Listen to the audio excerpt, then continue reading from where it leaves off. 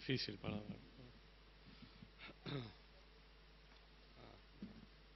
Sí, sí. Perfecto. Bueno, buenos días.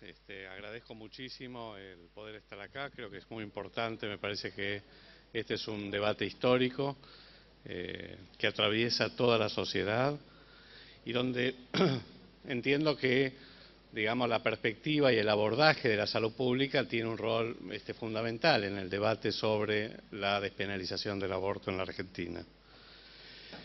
Y quiero también decir que es extremadamente auspicioso que se haya abierto este debate de un tema que estuvo escondido y barrido bajo la alfombra desde el comienzo de la democracia, hace ya 35 años, y que por muchas razones nunca pudo salir efectivamente a la luz. Y me parece que habla muy bien del presidente que abrió este debate aún cuando sus convicciones personales son contrarias a la despenalización del aborto.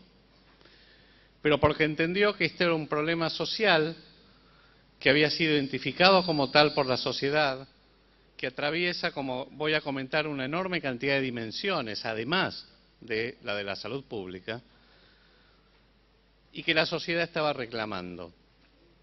Así que celebro esto. Me parece que ustedes han tenido, creo que hoy estamos cerrando el debate en diputados, ¿verdad? Y me parece que ustedes han tenido ya más de 2 meses de cientos de exposiciones. Espero que no estén saturados para escucharme.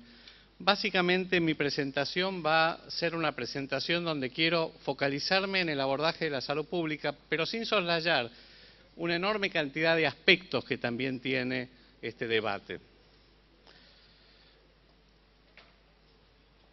La despenalización del aborto hoy es un tema prioritario en la agenda pública, aún en el contexto y el escenario que tiene nuestro país, aún en estos momentos más difíciles, el aborto sigue siendo un tema prioritario en la agenda pública y uno tiene que preguntarse por qué. Es porque la sociedad lo ha reconocido como un problema que debe ser de alguna manera abordado y al que hay que ofrecerle soluciones concretas.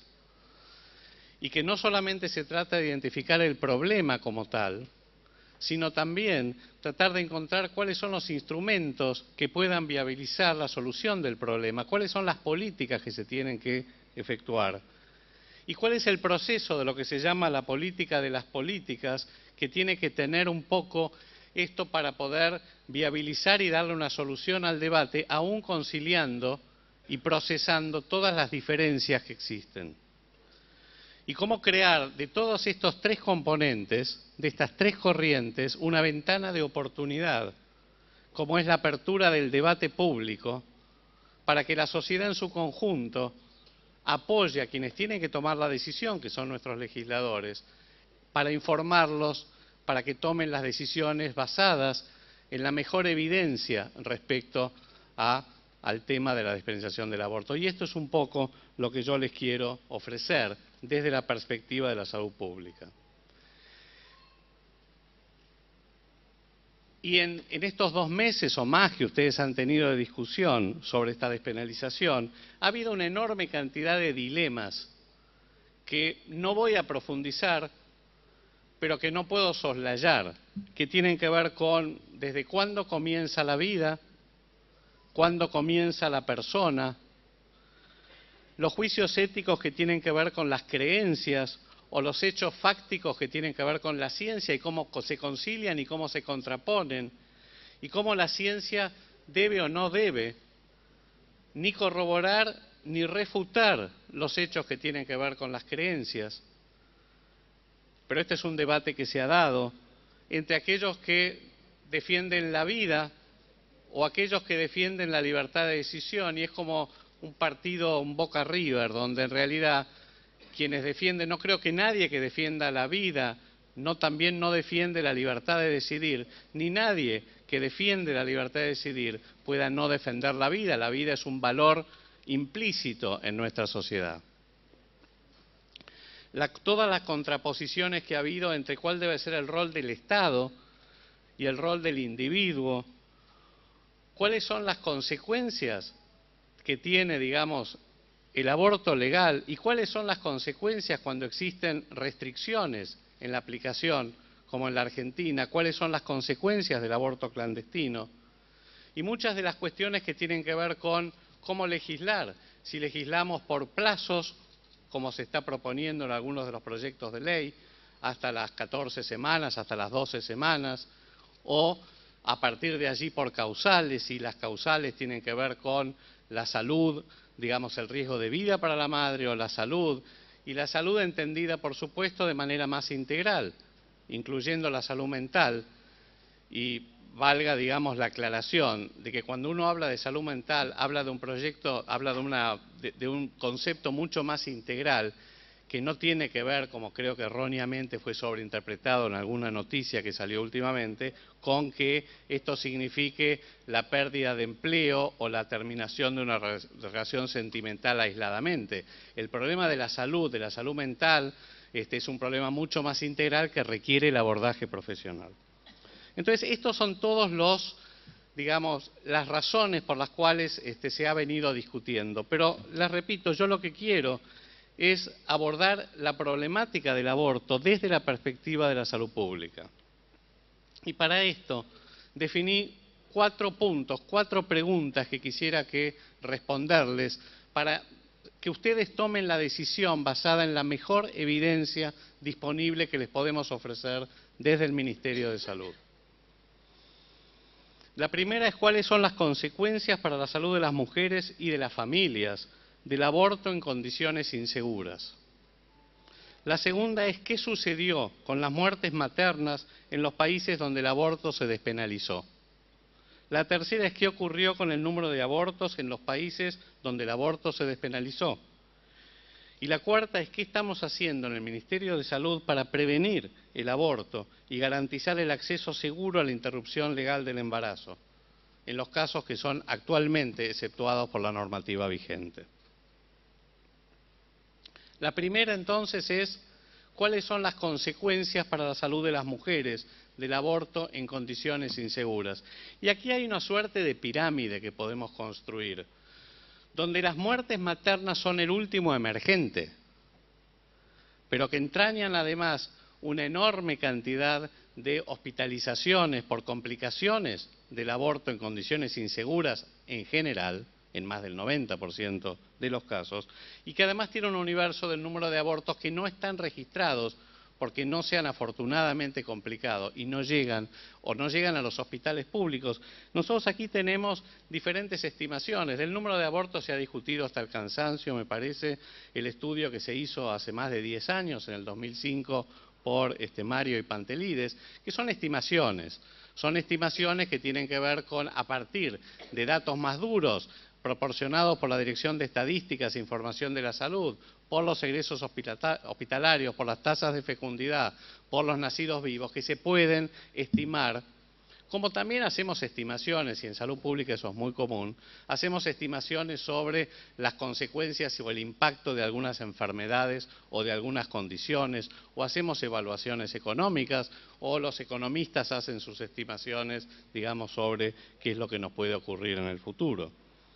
Pero eso, digamos, es un dato que no deja de ser una estimación, pero que tampoco está muy alejado de la realidad, que habla de un rango entre 350.000 y 450.000 abortos en la Argentina, esto hace 10 años, cuando el número de nacidos vivos era un poco mayor.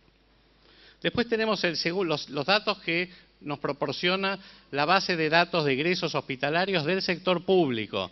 El sector público tiene aproximadamente la mitad de las camas hospitalarias en la Argentina. Probablemente tengan los egresos hospitalarios por aborto sean una proporción mayor, porque en general la morbilidad del aborto se concentra más en los quintilos de nivel socioeconómico más bajo de la población que utilizan el hospital público. Y finalmente las muertes maternas, que son las que nos proporciona la Dirección, las estadísticas vitales de la DEIS. Y los últimos datos disponibles son de 2016. Las cifras que hoy tenemos de hospitalizaciones por aborto en la Argentina son del año 2014, que es la última base que se terminó de procesar, ya se están procesando los años subsiguientes, que habla de 47.000, aproximadamente 47.000 egresos hospitalarios por aborto. Por supuesto, esto es un rango que en los últimos 5 años ha oscilado entre 44.000 y 53.000 egresos anuales y que responde a todas las causales de aborto, que ahora vamos a discriminar. Pero aún acá tenemos enormes brechas de información. Estas brechas de información tienen que ver con que no conocemos la severidad y las complicaciones agudas y de largo plazo de estas mujeres que han tenido una hospitalización por aborto. Muchos de los casos han tenido que tener cuidados intensivos, son los que se llaman casos casi fatales. Los costos que esto implica para el sistema de salud por un lado, pero también para las mujeres y sus familias, los costos de bolsillo, sobre todo cuando existen, digamos, cuando el aborto clandestino hace mucho más difícil el acceso a los servicios de salud pública. Y las consecuencias sociales. Todo esto es un desconocido, digamos, para nosotros, cuáles son el impacto, las consecuencias, las implicancias que tiene, digamos, sobre la salud y sobre muchas otras dimensiones en las personas. Acá ustedes pueden ver los últimos 10 años el porcentaje de egresos hospitalarios del sector público por embarazo terminado en aborto sobre el total de egresos por embarazo, parto y puerperio. Por un lado, es interesante ver que hay una reducción de aproximadamente un 20% entre el 2005 y el 2014. Es decir, nosotros tenemos 10 años donde hay una reducción de egresos hospitalarios. Los egresos hospitalarios son un claro indicador de severidad, de morbilidad, de daño. Y esto ha venido disminuyendo en los últimos años. Y esto tiene mucho que ver con muchas de las políticas que se han emprendido de reducción de riesgos y daños, que tienen que ver con la educación, con la consejería, sobre todo con la prevención del aborto y también con el uso más extendido de misoprostol, que es una de las drogas que en la Argentina se utiliza para interrumpir el embarazo. Y ustedes pueden ver cuáles son las cifras que hoy tenemos de egresos hospitalarios por embarazo terminado en aborto. Si vemos el total de egresos por causales, podemos ver que la más importante, ustedes pueden ver, es lo que se llama otros abortos o abortos no especificados. Que es la única que ya ha venido reduciéndose en los últimos 10 años. Las demás ustedes ven que siguen bastante aplanadas. No tengo acá, no sé si... acá. Estas están bastante aplanadas y ustedes pueden ver que esta es la curva que la pendiente, digamos, viene en declinación, que tiene que ver con lo que se llaman otros abortos. Si vamos a los grupos de causas de muerte materna, esto era antes egresos hospitalarios, es morbilidad, ahora tenemos mortalidad. Como vimos un poco en esa pirámide, estamos hablando de los casos, digamos, de muertes maternas, que claramente sean como está aquí 43, o sea, una es una muerte evitable y es una muerte que nos tiene que necesariamente preocupar, porque no es una cuestión de números y que además representan, como decía, solo el emergente de una proporción mucho mayor, de un universo muchísimo mayor. Y aquí tenemos 43, que es aproximadamente el 17.6% en el 2016 de la mortalidad materna explicada por el aborto. Y aquí tenemos también, no me quiero detener, sé que ustedes han tenido bastante información al respecto, de que existen causas, lo llaman causas obstétricas directas, que son complicaciones del embarazo, del parto puerperio, o causas obstétricas indirectas, que son aquellas que vienen de enfermedades preexistentes al embarazo o que se complican con el embarazo pero que no tienen relación necesaria con el proceso reproductivo. Ustedes acá pueden ver la tasa de mortalidad por embarazo terminado en aborto por 100.000 nacidos vivos. También la tendencia secular desde el 2017 al 2016 y podemos ver lo mismo que les mencionaba en los egresos hospitalarios. Existe una reducción de las muertes maternas por aborto en estos últimos 10 años, que tienen claramente que ver con las políticas que se han emprendido de reducción de daños y riesgos, más una mejor educación de nuestras mujeres en edad reproductiva, pero que fundamentalmente seguimos teniendo, como ustedes pueden ver, cada 100.000 nacidos vivos prácticamente 6 muertes por aborto por 100.000. Los países, solo para decirlo, que tienen el aborto, digamos, irrestricto en condiciones seguras, prácticamente no tienen muertes por aborto. O tienen o las cifras son extremadamente bajas. Si lo vemos por grupos de causas, y esto es un poco, refleja,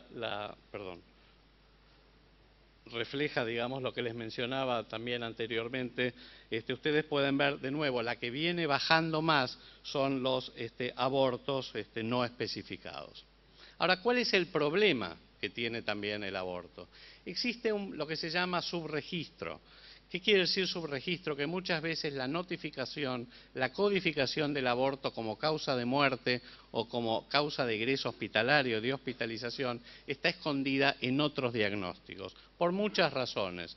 Desde razones que tienen que ver con la mala codificación, a razones que tienen que ver con la situación, con el estatus legal del aborto, en el sentido que, dado que el aborto es ilegal, digamos, excepto algunas causales, por supuesto que los médicos o los codificadores tienen cierta reticencia a codificar el aborto como tal por represalias, por temor a acciones punibles. Con lo cual, es posible que en algunas de las disfunciones maternas que pueden clasificarse como obstétricas directas, por ejemplo, una de ellas era la sepsis. Sepsis es una infección generalizada y muchas situaciones el aborto se complica con lo que se llama aborto séptico, puedan ser informadas como sepsis y no como aborto séptico, problemas de calidad en la certificación de la causa de defunción. Hay muertes obstétricas de causa desconocida o que figuran como tal y que entonces no se conoce si estas, por ejemplo, 7 casos en el año 2016 no hubo alguno que hubiera sido una muerte por aborto. Estudios realizados muestran que cuando la paciente se agrava y, por ejemplo, se deriva a hospitales de mayor complejidad por sepsis o por trastornos, digamos, sistémicos muy importantes, muchas veces la causa original, que era una causa obstétrica relacionada con causas obstétricas, se pierde esa memoria, ese registro y aparecen como muertes por otras razones. Y finalmente, en el caso de los egresos hospitalarios, la información con la que contamos es solo de los hospitales públicos. No sabemos qué es lo que sucede en el sector privado. El 50% de las camas en la Argentina son del sector privado. De nuevo, probablemente se concentren mucho más en el sector público, pero esto no quiere decir que no haya, digamos, casos subregistrados que provienen del sector privado. Y esto el Ministerio de Salud lo estudió hace 2 años. Hicimos una encuesta, la hizo la Dirección de Maternidad e Infancia, una encuesta para ver si había causas de omisión de registro de causas de muerte en mujeres en edad reproductiva. Entonces se analizó una muestra aleatoria de las mujeres en edad, digamos, en edad reproductiva de 15 a 44 años aproximadamente, y se hizo una muestra y se analizaron, digamos, las historias clínicas de estas mujeres. Y lo que se vio es que efectivamente había en total un 14% más de muertes maternas que las que figuraban en la Dirección de Estadística, los datos de la Dirección de Estadísticas. Pero que en el caso de aborto era de 17.3%. Lo cual claramente está demostrando que sí existe un subregistro del aborto como causa de muerte materna en nuestras estadísticas. Para finalizar esta parte, nosotros tenemos un sistema de información perinatal que proporciona datos en general de la marcha de los embarazos, donde, como ustedes pueden ver, es un registro de 300.000 nacidos vivos en 298 maternidades u hospitales públicos que representan el 71% de las camas del sector público. Y acá hay un dato que realmente causa un poco de espanto. Ustedes ya conocen y hemos proporcionado datos en el Ministerio de que ustedes saben que el embarazo no intencional en la adolescencia está en el orden del 70%. Pero lo que resulta más, diría, más preocupante es que, fíjense la última fila de embarazo no planificado en multíparas, embarazo no adolescentes, embarazo no planificado en multíparas, alcanza casi el 60%, o sea, mujeres que ya tuvieron hijos, que tuvieron acceso al servicio de salud. Porque ustedes saben que el parto en la Argentina es casi en el 100% de los casos, o 98% institucional, y que aún así, digamos, siguen reconociendo que su embarazo no fue planificado. Esto verdaderamente es preocupante y nos tiene que hacer pensar en cuál es la estrategia que tenemos que comenzar a emprender de manera mucho más activa. El segundo problema es qué sucedió con las muertes maternas en los países donde el aborto se despenalizó. Y este es un poco, lo habrán visto también, este es el mapa de los países en función del estatus legal del aborto. En verde son los países que no tienen restricciones. Habitualmente es el norte geográfico y el norte económico, exceptuando Australia, Sudáfrica recientemente y Uruguay. El resto o tienen severa o está prohibido totalmente o tienen severas restricciones. El caso de Irlanda, bueno, ustedes han visto el referéndum, los resultados la semana última, donde probablemente esto cambie en su legislación, digamos, por su parlamento.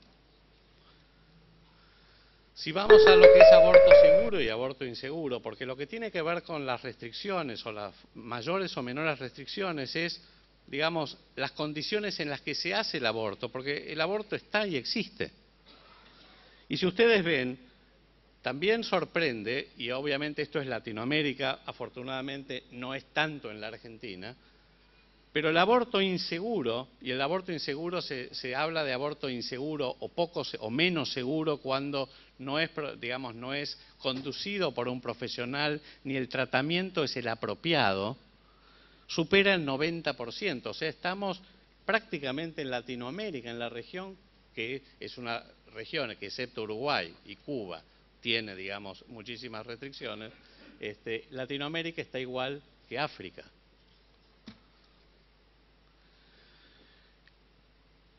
Y claramente la proporción de abortos inseguros, y la evidencia es contundente, aumenta en los países que tienen leyes más restrictivas. Ustedes pueden ver, digamos, lo que es en verde el aborto seguro, en azul el aborto menos seguro y el aborto inseguro, que es esto último que les dije, en rojo. En los países que tienen, digamos, leyes muy restrictivas o prohibición total del aborto en cualquier circunstancia, más del 30% es aborto totalmente inseguro. Este es el que tiene las grandes complicaciones de morbilidad y morbilidad. Y fíjense si lo comparan con los que tienen las legislaciones menos restrictivas, donde prácticamente este aborto en condiciones sumamente inseguras prácticamente no existe. Y si vemos las muertes atribuidas a una muerte, esto es abortos, ahora veamos muertes por aborto, porque existe una relación directamente proporcional entre digamos, la calidad y la seguridad garantizada del aborto y las muertes. Podemos ver de nuevo que en los países, cada punto es un país, cada punto representa un país. En general, uno puede ver una cierta tendencia a que los países que tienen leyes menos restrictivas o no tienen restricción, prácticamente no tienen mortalidad por aborto respecto a los países que tienen mayores restricciones o el aborto está prohibido. ¿Qué ocurrió con el número de abortos en los países donde se despenalizó? Y acá ustedes pueden ver en la tasa de abortos cada 1000 mujeres entre 15 y 44 años, que en general en los países del norte, en los países desarrollados, la tasa de abortos cayó entre 1990 y 2014 y prácticamente no se modificó en el mismo periodo en los países en desarrollo que tienen leyes restrictivas para la aplicación del aborto. ¿Qué pasó en algunos países? Ustedes acá pueden ver algunos ejemplos de en la década de los 70, cuando se despenalizó el aborto en Francia, o cuando se legalizó el aborto en Italia, o en Rumania, donde primero el aborto era legal, luego se aplicaron leyes restrictivas a fines de los 80 y después se liberalizó. Pero fíjense cómo existe una relación clara entre la despenalización y el número de abortos. Por supuesto que acá existe también, muchas veces en los países que despenalizan se observa una curva inicial ascendente que tiene mucho que ver con los registros, con que se comienza a registrar una condición que antes no se registraba por los temores que mencioné. Y esto pasa con las hospitalizaciones, sobre todo con las muertes, como ustedes pudieron ver, también pasa. Esto es España, no quiero, digamos, pero en general se observa la misma tendencia en todos los países donde se aplicó la despenalización. Y finalmente les quiero decir qué es lo que estamos haciendo nosotros desde el Ministerio de Salud, porque nuestra función acá, y creo que esto yo lo mencioné al principio del debate, nosotros, y lo charlé con muchos diputados, nuestra principal intención era, lo primero es promover el debate, porque yo creo que es un debate que le hace bien a la sociedad y que además pone un tema de salud pública en la agenda, y eso es muy importante. 5 minutos, ministro. El segundo punto era tratar de garantizar todos los programas de prevención del aborto que implican educación, anticoncepción y el cumplimiento del protocolo de actuación en los casos en los que el Código Penal exceptúa, digamos, de penas al aborto. ¿Cuáles son las acciones realizadas por el Ministerio de Salud en todo este tiempo y las que estamos haciendo ahora?